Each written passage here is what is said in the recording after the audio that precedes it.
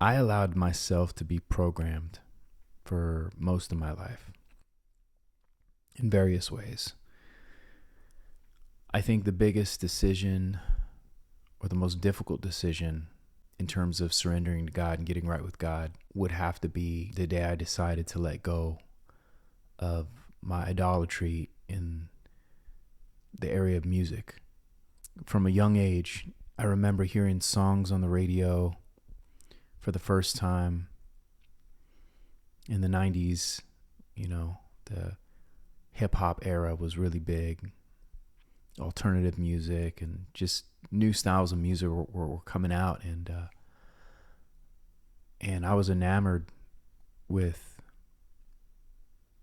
that type of music, movies, media. I distinctly remember, hearing a song on the radio. I think it was a Sugar Ray song called "Fly," and I just remember jumping up and down in my grandma's guest room. And I was like, yeah, this is awesome. This is great. These people on the radio, these people understand what I'm going through. I can connect to this stuff. I can relate to this stuff. My brother and I think we idolized a lot of these so-called artists and musicians, hip hop artists, alternative artists. And fast forward many years later, and I think it's pretty out in the open by now that all of these so-called artists were into very, very wicked things. They were enslaved to those above them. They were performing satanic ritual stuff, pedophilia, human trafficking. I mean, you name it. Name me one rap, hip hop, alternative artist that was not involved with any of this stuff. We're way beyond any of this being conspiracy. Maybe it, could have been classified as such in the past, but tell me what Hollywood actor, what hip hop, rock, alternative musician, any people working for these record companies or these production companies that were not involved in something beyond questionable. And my brother and I, we didn't know it, but we were giving ourselves over to a satanic power that affected us in ways that we could not have imagined. What we let in through our eye gate and our ear gate, I'll speak for myself, affected me. To this day, it affects me. To this day, there's songs that just pop in my head that I haven't listened to in over 10 or 20 years. And it's like, where did that come from? This is a stupid idea. Why is that in my brain? Movies, music, all that stuff. It had a tremendous effect. And that's just what I can tell you and testify about. Who knows what kind of effect these things have had on me that I'm not aware of. Subliminal effect. And I think many of us out there, if we're honest, we were tricked.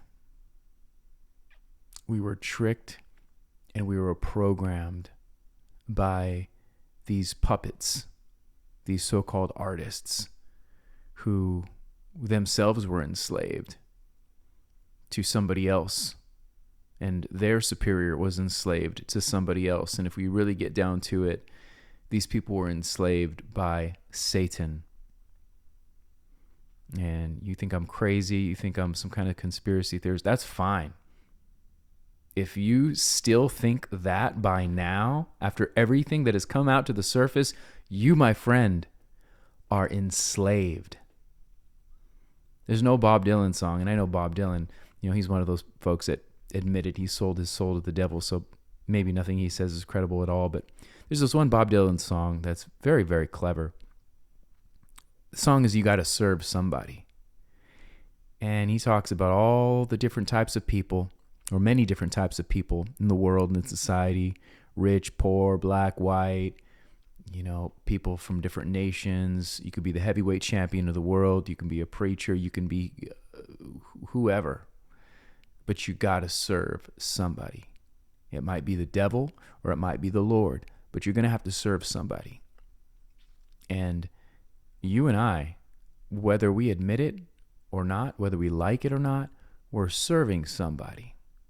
And that somebody, if you cut out all the middlemen, it's either the devil or it's the Lord.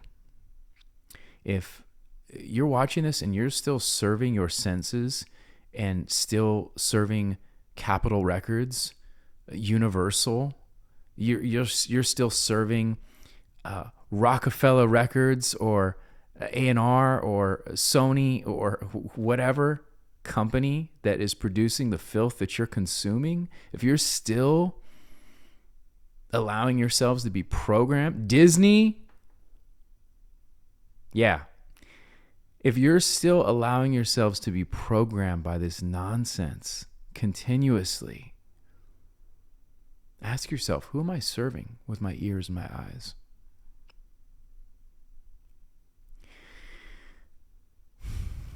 It's been many years since I've owned a television. It's been many years since I've listened to the radio.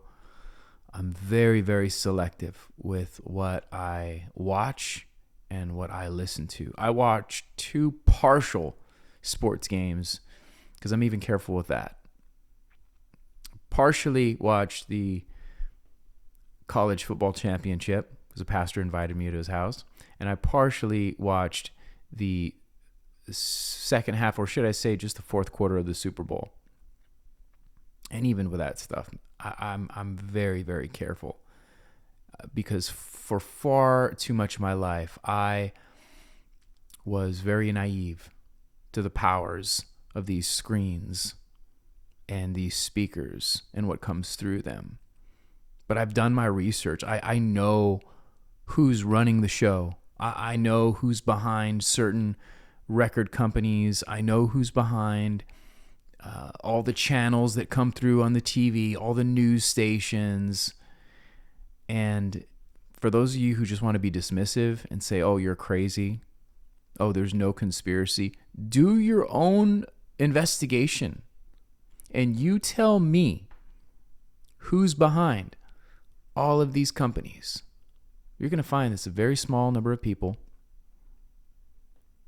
And it's if you do your research and you go back and you look up people like Robert Maxwell and you look up the Rockefellers and the Rothschilds and you see who's really in control, you'll understand after actually doing your own homework, not what somebody else said in a podcast.